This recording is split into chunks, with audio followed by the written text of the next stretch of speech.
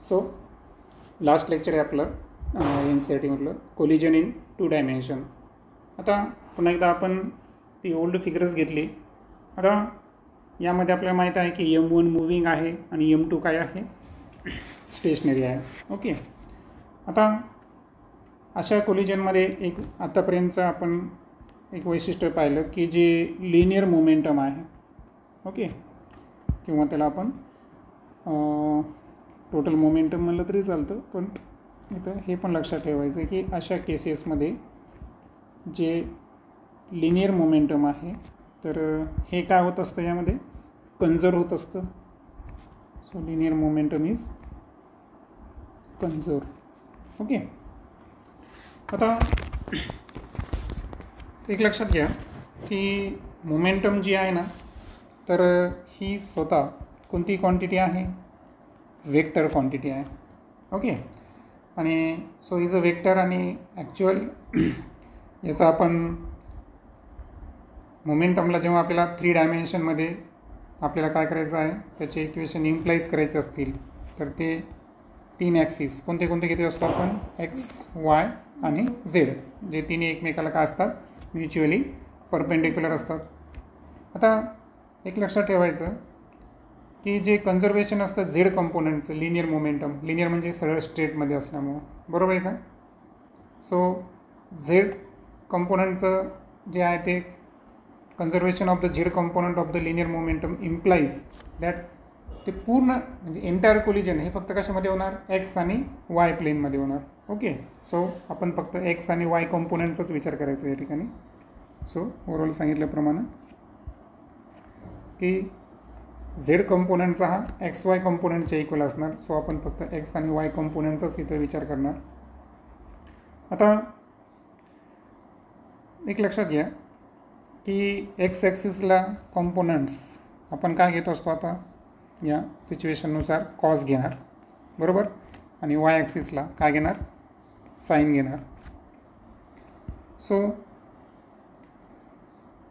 X ॲक्सिसचा component जेव्हा आपण घेऊ, X आणि Y घ्यायचं आपल्याला, तर X ॲक्सिस संदर्भात पहा, लेफ्ट साईडला कोण आहे, M1 V1. आता V2 तर काय आहे, सॉरी U1 घ्यावं लागेल.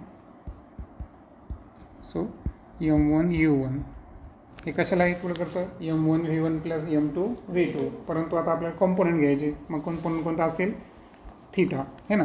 सो M1साठी काय असणार, कॉस थीटा 1 आणि M2 साठी काय असणार, कॉस थीटा 2. सो आपण इथं लिहिणार M1 V1 cos theta plus M2 V2 cos theta. Okay. Suppose this is equation number 1. त्यानंतर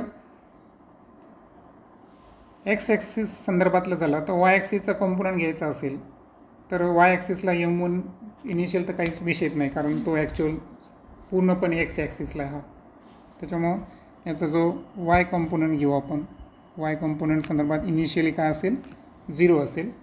आणि फायनलच्या संदर्भात जर पाहिलं आपण तर थीटा 1चा काय असेल, साईन थीटा 1 आणि थीटा 2चा काय असेल, Y ॲक्सिसचा कंपोनंट साईन थीटा 2. सो आपण घेणार M1 V1 साईन थीटा 1. आता फक्त हे सेम डायरेक्शनला नाही, हे सेम डायरेक्शनला होतं, हे अपोजिट डायरेक्शनला, म्हणून अप्परमधून आपण खालचं जे असतं ते ॲडिशन जरी केलं तर ते निगेटिव्ह Y ॲक्सिस असल्यामुळं मायनस होतं. आणि so M2 V2 sine theta 2, कारण साईन थीटा 2चा असा येणार ना, निगेटिव्ह Y ॲक्सिसला येणार तो, त्यामुळे तिथं सपोज इक्वेशन नंबर काय हा 2. आता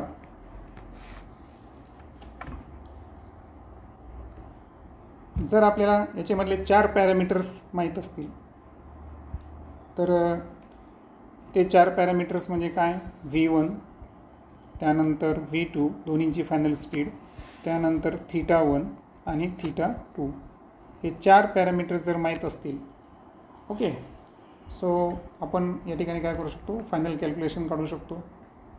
आता आपण कन्सिडर करू की थीटा 1 हा थीटा 2च्या काय आहे, इक्वल आहे. अर्थातच दोन्ही एकमेकांचे इक्वल आहे आणि θ2ची व्हॅल्यू आपण किती घेतली, दोन्ही अँगल 0 डिग्री घेतले.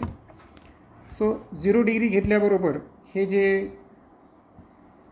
कोलिजन आहे, ओके, सो 1 डायमेन्शनसाठी फॉर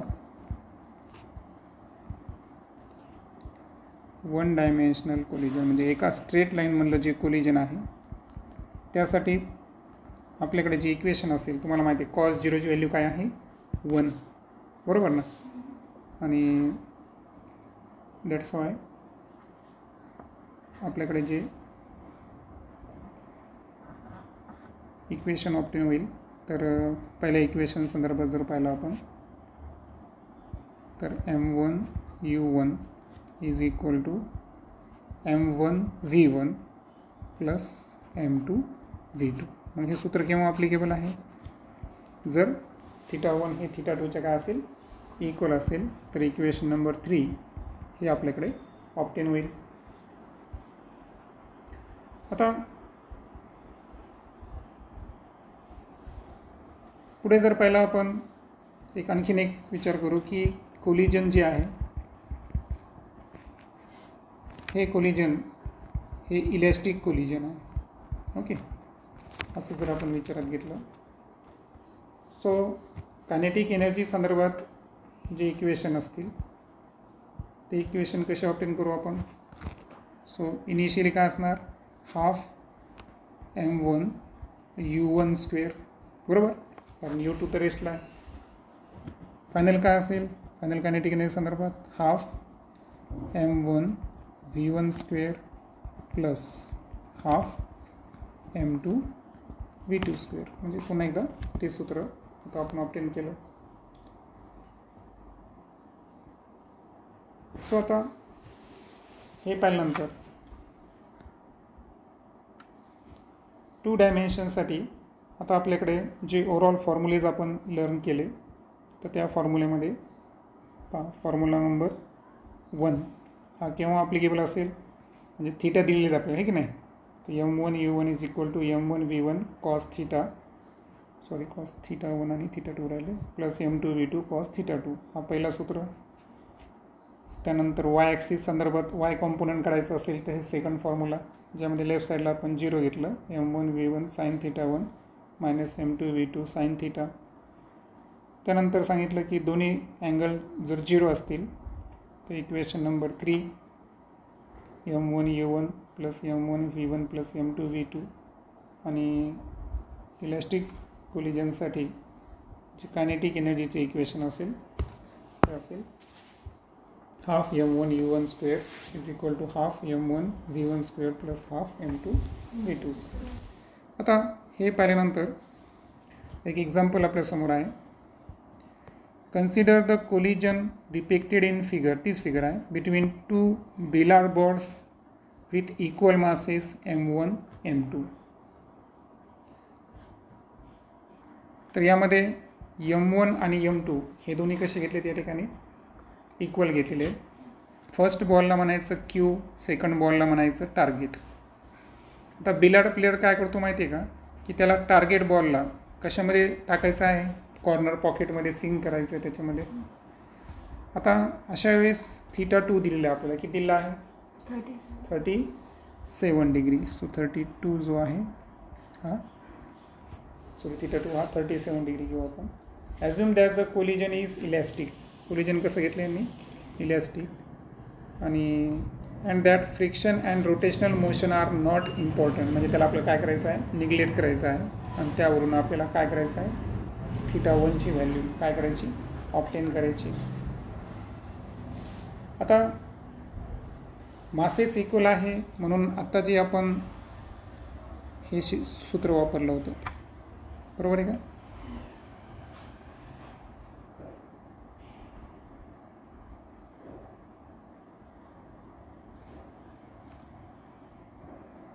तर मोमेंटम संदर्भात मला सांगा, हे सिच्युएशन आहे. मी वाटल्यास इथं स्पेशल केस लिहितो की m1 हे m2चे काय आले आपल्याकडे, इक्वल आलेले आहे. तर काय होईल बरं इथं formula, m u1 is equal to m v1 plus m V2 common कोण निघेल M V1 plus V2 U1 का होईल याच्यामध्ये यम यम गेट कॅन्सल आणि so U1 is equal to काय निघलं आपल्याकडे V1 प्लस V2.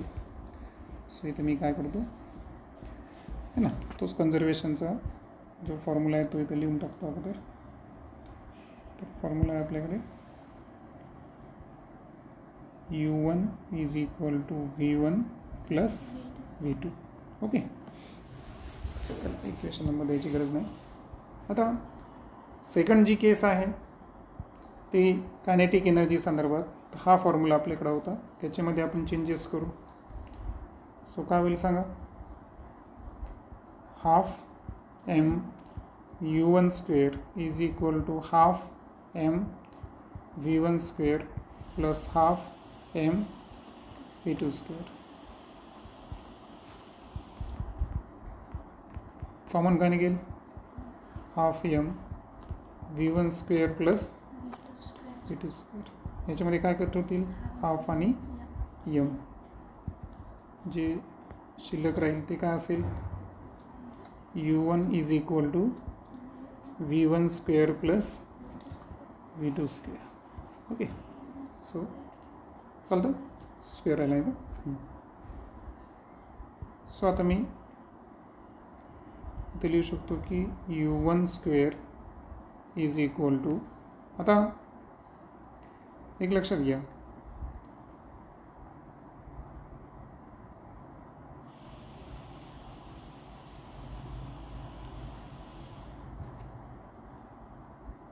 तर आता इथे जे आपण स्क्वेअरिंग केली होती ना तर त्या स्क्वेअरिंगला आपल्याला फोकस नाही करायचं कारण इथं एक अँगल क्रिएट झालेला आहे. ओके सो अँगल क्रिएट करताना आपण काय करू हे जे इक्वेशन नंबर 1 आहे ना त्यालाच आपण काय करू फर्दर स्क्वेअरिंगच्या याच्यामध्ये घेऊन टाकू. सो स्क्वेअरिंग घेतल्यावर काय होईल बरं इथं U1 स्क्वेअर इकडे काय होईल V1 प्लस V2 कंसाचं काय घ्यायचं आपल्याला स्क्वेअर. स्क्वेअर आहे म्हणजे याचा अर्थ याला आपण कसं लिहू शकतो की V1 प्लस V2 जे आहे हे किती वेळेस प्रोडक्टमध्ये लिहू शकतो ना आपण 2 वेळेस. किंवा याचा जर विस्तार केला आपण मॅथमॅटिकली तर तुम्हाला माहीत आहे की पहिल्या पदाचावर आहे ना V1 square plus V2 square plus 2V1 V2 तर हे सुद्धा येऊ शकतं त्याचं. ओके सो आता येतो प्रश्न इथं आपल्याला काय करावं लागेल ट्रायग्नोमेट्री ॲड करावं लागेल बरोबर आहे का कारण तुम्हाला जे वेक्टरचे लॉज दिले होते आहे की नाही कारण आता इथं मोमेंटम जो आहे तो वेक्टर क्वांटिटी असल्यामुळे तो वेक्टरचे नियम लागू होतात. मग इथं काय होईल या ठिकाणी कॉस थिटा ॲप्लिकेबल होईल. सो कॉस थिटा ॲप्लिकेबल केल्यावर काय होईल सांगा की याला जर आपण लिहिलं तर V1 square plus V2 square plus 2V1 V2 into काय करावं लागेल आपलं कॉस थिटा. पण इथं थिटा म्हणजे कोण आहे बरं थिटा 1 प्लस थिटा 2 आहे. सो U1 स्क्वेअर ज्याला आपण कॅरी करायलो तर V1 square plus V2 square plus 2V1 V2 cos थिटाच्या ऐवजी काय घेणार आपण cos theta 1 plus theta 2 theta 1 दिलेला नाही आपल्याला सो आपण थिटा 1 लिहिणार आणि थिटा 2 हा किती आहे 37 डिग्री आहे. बट आता हे मी तुम्हाला इथे करून दाखवलं ना पण जेव्हा आपण मासेस इक्वल घेतले होते तेव्हा आपलं सिच्युएशन काय आली ती बरोबर U1 square is equal to V1 square plus V2 square बरोबर आहे का. मग असं असेल तर याचा अर्थ काय असतो माहिती आहे का ही सिच्युएशन बी आली आणि ही सिच्युएशन बी केव्हा पॉसिबल बरं ह्या दोन इक्वेशन एकमेकांच्या केव्हा इक्वल आहे जर कॉस थिटाची व्हॅल्यू काय असेल 0 असेल. ओके कारण इथं आपण प्रूफ केलेलं आहे की दोन्ही फायनल व्हेलोसिटी स्क्वेअर इनिशियल व्हेलोसिटीच्या स्क्वेअरच्या काय आहे इक्वल आहे. आणि सो आता आपल्याला काय करायचं आहे की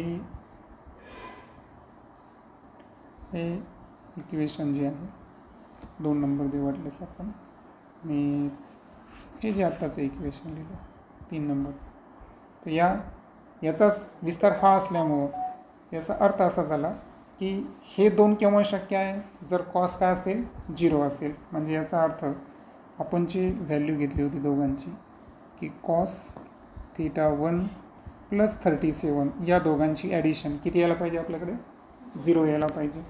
मग 0 येताना मग आता आपल्याला सरळ सरळ इथं अँगलच फाईंड करायचा आहे. सो माहिती आहे ना 0 व्हॅल्यू कोणाची आहे cos θ1 plus 37 is equal to 0 कोणाची असते कॉस 90 ना. सो इथं आपण घेणार कॉस 90. कॉसला कॉस आला म्हणजे इथं आपण डायरेक्ट लिहू शकतो θ1 प्लस 37 इज इक्वल टू 90 आणि θ1 काढायचं असेल तर 90मधून 37 मायनस केलं तर आन्सर किती येतं 53. सो अशा पद्धतीने आपण θ1 या ठिकाणी ऑब्टेन केलं.